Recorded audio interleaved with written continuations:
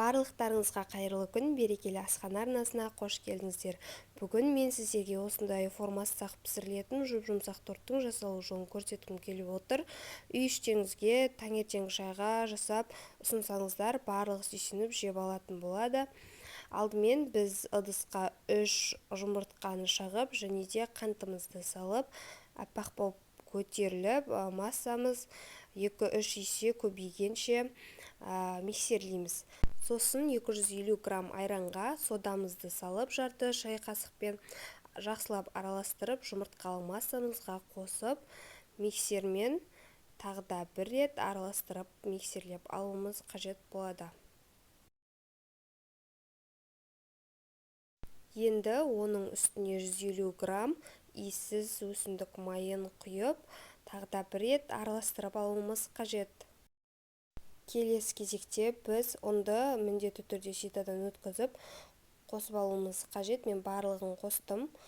Және де какаоны да ситадан өткізіп қосып аламыз. Разрыхлитель тестаны да осы кезде салуымыз қажет.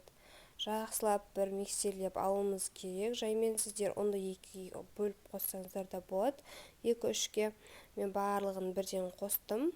Барлығын араластырып болған соң бізде орташа сұйықтықтағы консистенция пайда болады. Біз оны противенге пергамент қағазын төсеп, 4 бұрыштылеп осылай жан-жағына жеткізіп пісіріп аламыз. Және піскен соң шеттерін кесіп аламыз, артық жерлерін 2-ге бөліп, бір бөлігіне осылай сиропты сүтпен қантты араластырып жағып шығамыз, немесе сгущенка жақсаңыздар да болады. Сосын кремді жағып аламыз. Бұл кремнің жасалу жолын мен төменге описаниеге қалдырып кетейін сілтемесін. Сол жерден өтіп көрсеңіздер болады. Өте дәмді крем, әрі 2-ақ ингредиенттен тұрады. Келесі бетінде қойып, кремдерін жағып, шеттерінің барлығына дайындап аламыз. Және біз кождың қалған қалдықтарын ұсақтап өте видеодағыдай етіп, жан-жағына барлығына жеткізіп, жағып, осылай жасап алуымыз қажет. Видео ұнап жатса, арнама тіркеліп, лайк басып, қоңыраушаны басып қоюды ұмытпаңыздар. Және алдағы уақытта менің каналымнан қандай рецептерді күтесіздер, соны да жазып кетсеңіздер болады. Бізде осындай торт дайын болды.